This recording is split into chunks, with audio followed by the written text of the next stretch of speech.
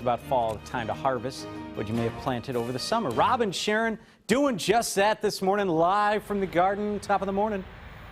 Yes, indeed. Top of the morning to you as well. We're out here digging the potatoes. How are you this morning? I'm very good, thank you. It's a lovely day. Yes. And we had a fantastic weekend for gardeners.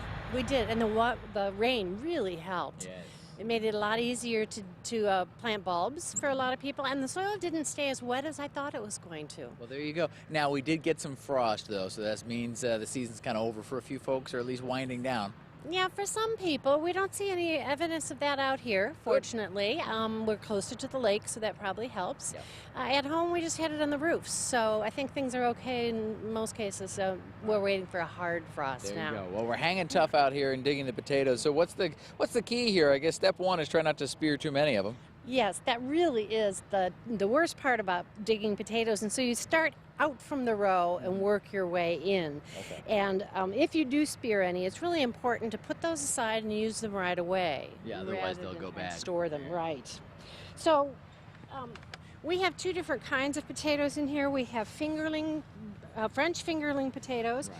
And we have rose fin apple potatoes. Apple potatoes? Yeah, it's kind of an odd name, but the color really shows you why they call it rose. Okay.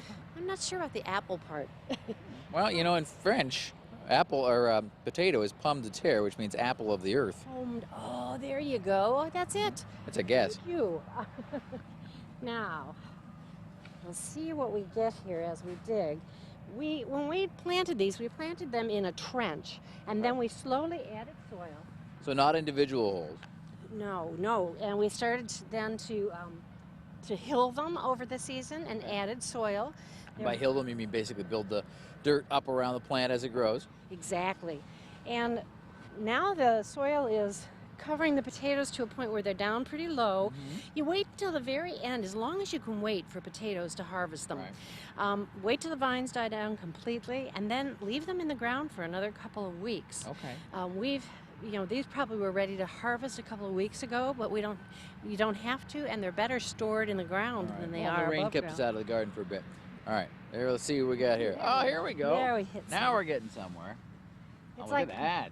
Oops, and I broke one. Oh, that's all right. But Yeah, look, these are great. right. These are great. These are not supposed to be any bigger than this, and that's a rose fin apple Oh, okay. from It's the red. plant next to it. You can see that it really is red. Yeah. Now, to store these, the important thing is to wipe off as much dirt as you can, wash them very gently, put them someplace where they'll dry thoroughly before you put them into a storage situation.